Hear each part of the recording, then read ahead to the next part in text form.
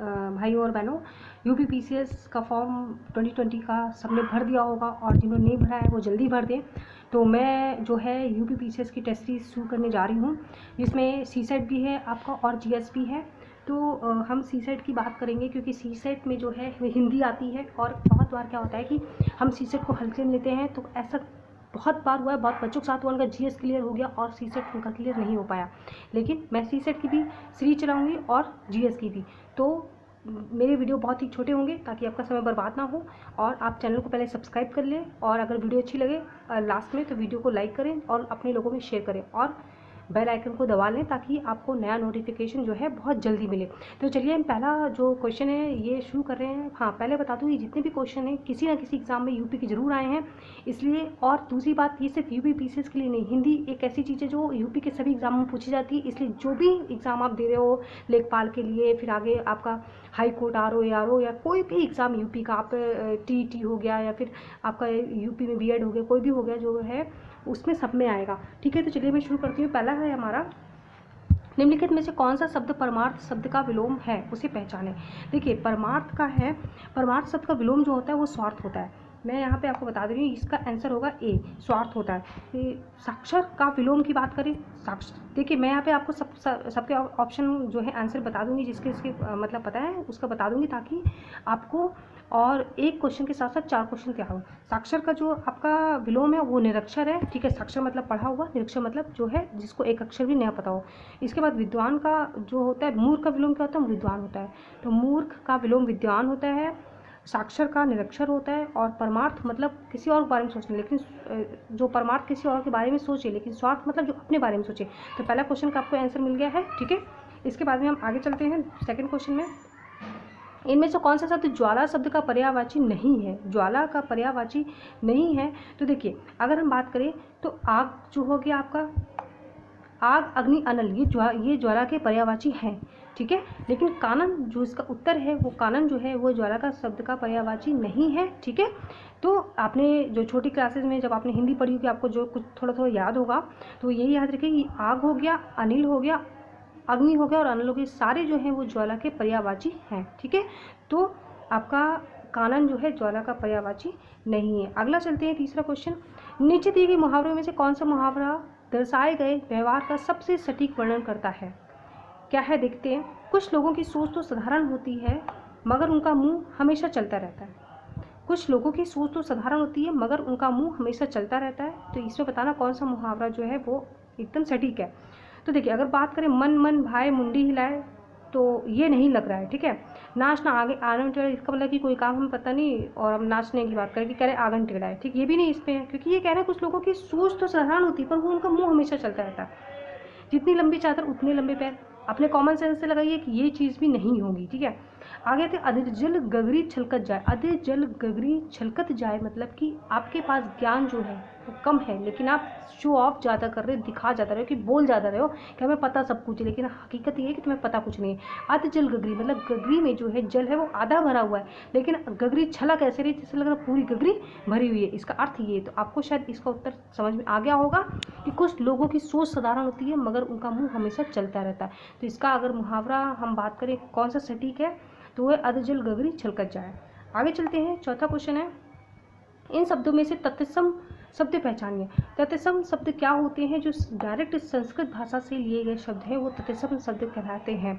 ठीक है, तो इसमें जो आपका देखा जाए तो घर, आपको पता है तत्सम इसको ग्रह बोलते हैं। ठीक है, सूत भी नहीं होगा आपका। ठीक है, इसके बाद में आते हैं, सूत को हम तत्सम सूत्र बोलते हैं। अगर आपको याद हो तो उसको हम बोलते हैं सूत्र। ठीक है, क्या बोलते हैं? सूत्र बोलते हैं, ये नहीं होगा। दूध, दूध का आपको पता है इसको बोला जाता है संस्कृत में दुग्ध। क्या बोला जाता है? दुग्ध।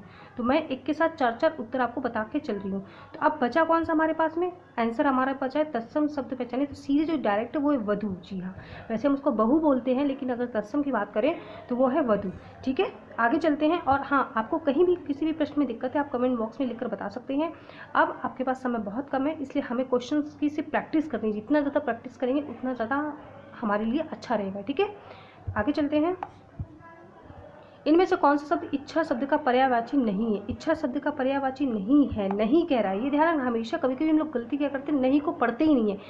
इच्छा पढ़ा बस सीधे लगा दे, लेकिन नहीं पूछा। देखिए तो इसका जो उत्तर है उसकी पहले तो ये बात करते हैं इसमें कौन कौन से हैं इच्छा के। देखिए लिप्सा मतलब आपका क्या होता है, इच्छा ही से होता है। कामना भी मतलब हम कामना करें, मतलब हमें इच्छा है, हमारी कामना है, स्पृहा मतलब यही होता है। एक वैभवी है, ये इच्छा शब्द का पर्यायवाची नहीं है। तो हमारे 5वें का उत्तर क्या है, सी। वैभवी जो है इच्छा शब्द का पर्यायवाची नहीं है। इच्छा शब्द के पर्यायवाची लिप्सा, कामना, स्पृहा, अभिलाषा भी इसी का आता है, इसका आकांक्षा भी यही आता है।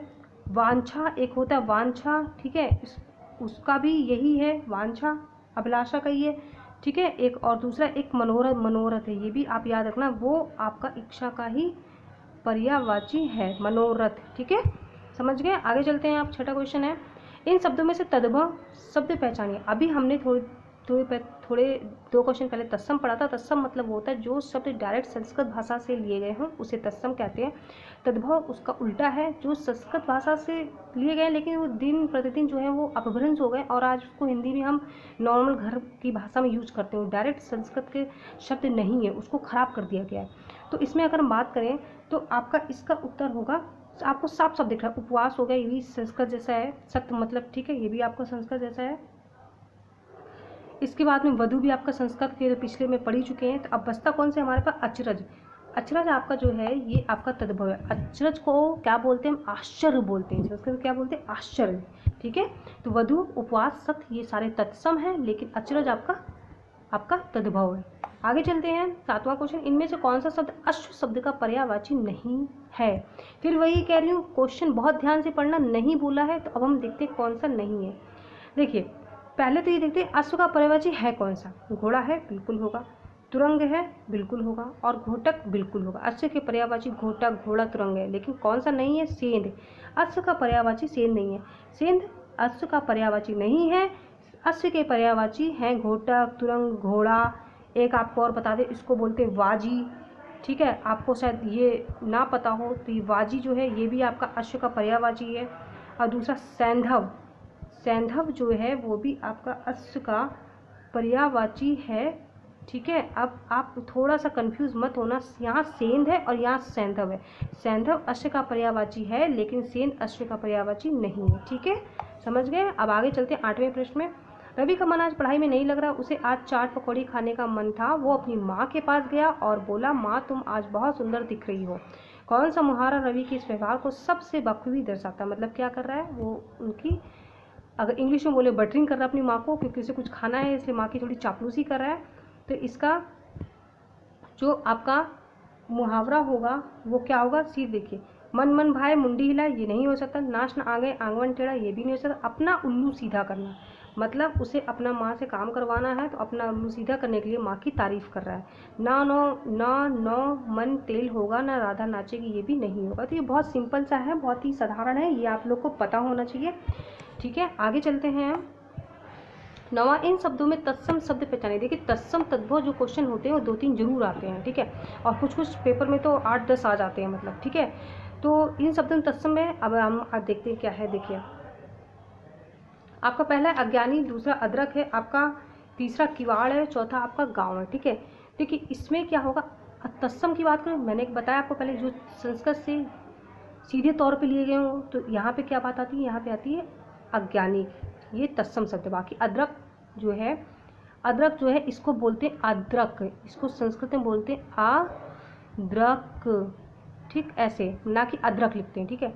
गाँव को जो है वो ग्राम बोला जाता है, वो हम आपको बता दें, वो संस्कृत में ग्राम बोला जाता है, इसलिए गाँव जो है तत्सम नहीं है। किवाड़ को जो है वो बोला जाता है कपाट, क्या बोला जाता है, कपाट, ठीक है। तो ये भी किवाड़ जो तद्भव है, ठीक है, समझ गए। अब आगे चलते हैं, 10वां क्वेश्चन है, दिए गए शब्दों में से आविर्भाव शब्द का विलोम पहचानिए। आविर्भाव का जो विलोम की बात करें तो इसका उत्तर होगा आपका तिरोभाव, ठीक है। आविर्भाव का शब्द का विलोम शब्द तिरोभाव। तो ये है मेरा लास्ट 10वां क्वेश्चन। और आपको कोई भी दिक्कत हो कमेंट बॉक्स में लिख सकते हैं। इसके बाद अगला वीडियो जल्दी आपको मिलेगा। और जय हिंद, अपनी तैयारी पूरी करते रहिए और वीडियो को ज़्यादा से ज़्यादा शेयर करिए ताकि और लोगों तक जो है ये वीडियो पहुँचे। जय हिंद, वंदे मातरम।